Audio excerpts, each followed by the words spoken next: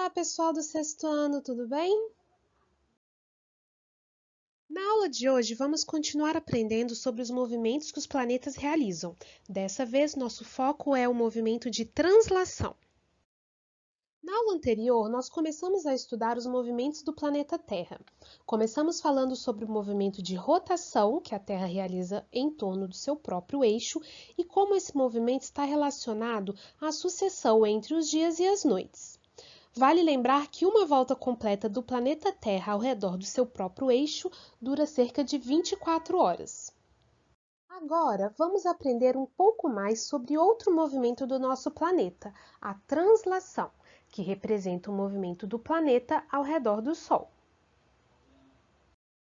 Os planetas percorrem um caminho ao redor do Sol, que chamamos de órbita.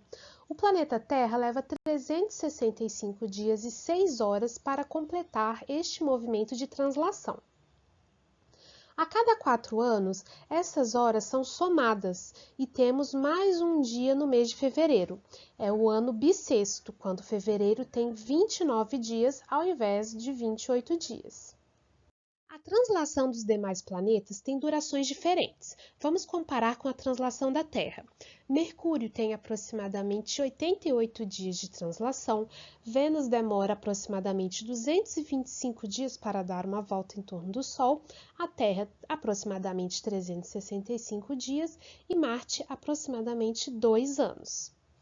Júpiter demora 12 anos para completar uma volta ao redor do Sol, Saturno aproximadamente 30 anos, Urano aproximadamente 84 anos e Netuno tem um maior período de translação do sistema solar, demorando cerca de 165 anos.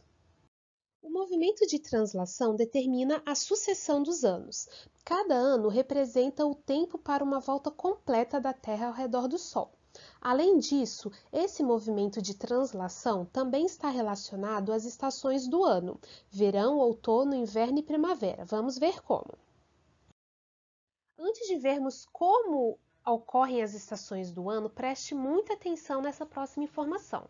Talvez você já tenha ouvido dizer que o verão é a estação mais quente do ano, porque nesta época o nosso planeta está mais perto do Sol.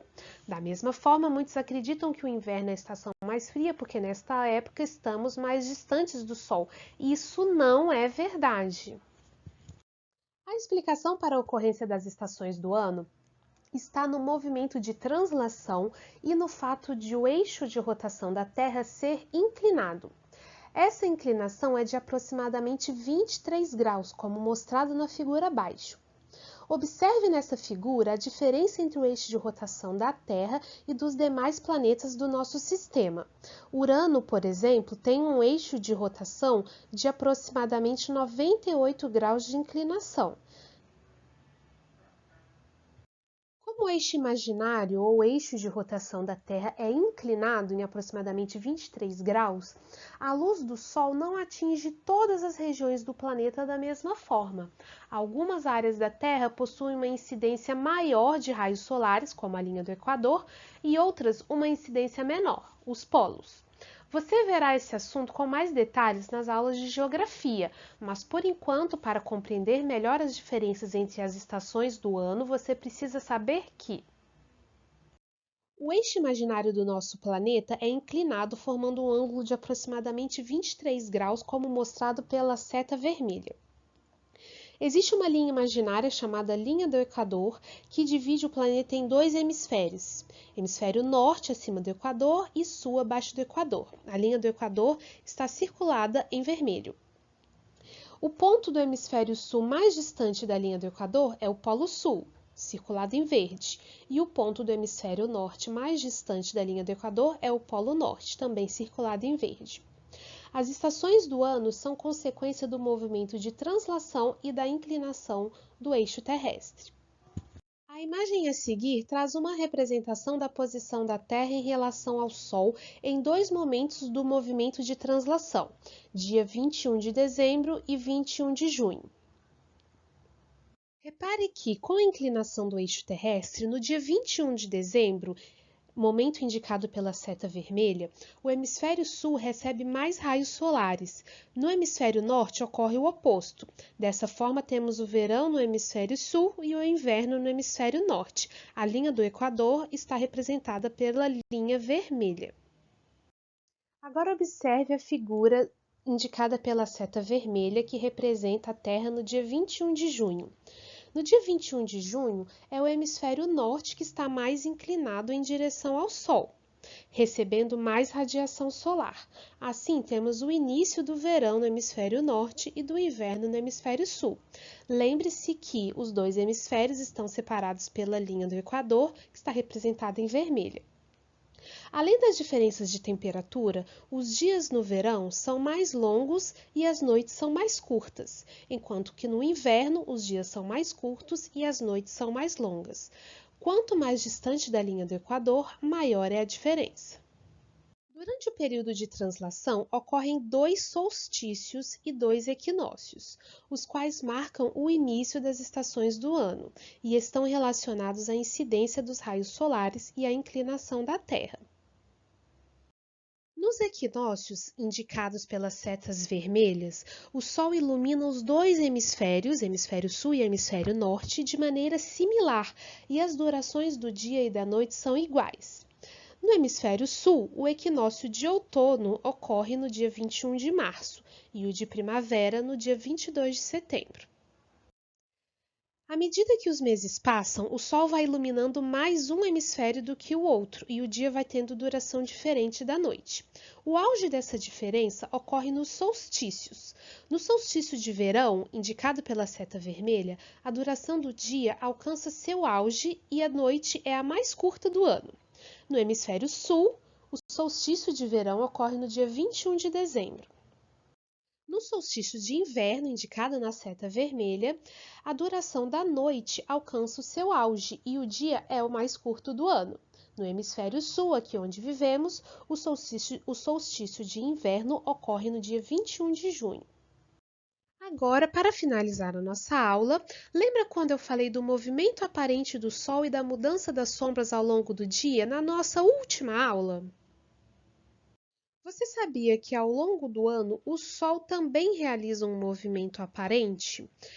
Pois é, nessa sequência de fotos vemos o pôr do Sol na cidade brasileira de Porto Alegre, que está localizada no hemisfério sul, em diferentes meses do ano.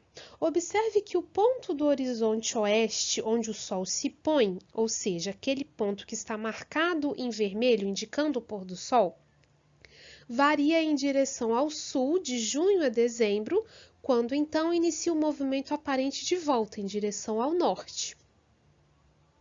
À medida que a localização do Sol muda, aparentemente, claro, o comprimento da sombra também é alterado.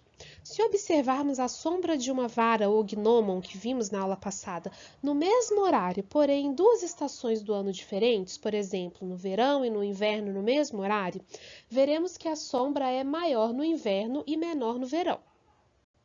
Vemos nessa figura um gnomon em preto recebendo raios solares no verão, os raios estão marcados pela linha pontilhada azul, e no inverno, onde os raios estão marcados pela linha pontilhada vermelha. No inverno, a sombra formada no chão é maior, que a linha cheia em vermelha, e no verão, a sombra formada no chão é menor, linha cheia azul. Agora vamos revisar o que aprendemos nesta aula? Nesta aula, aprendemos que a translação é o movimento que os planetas realizam ao redor do Sol. Na Terra, a translação dura 365 dias e 6 horas. Por isso, a cada 4 anos, fevereiro tem 29 dias, chamados anos bissextos. O movimento de translação determina a sucessão dos anos.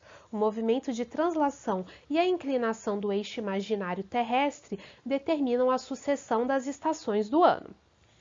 Durante o período de translação, ocorrem 2 solstícios e 2 equinócios, os quais marcam o início das estações do ano.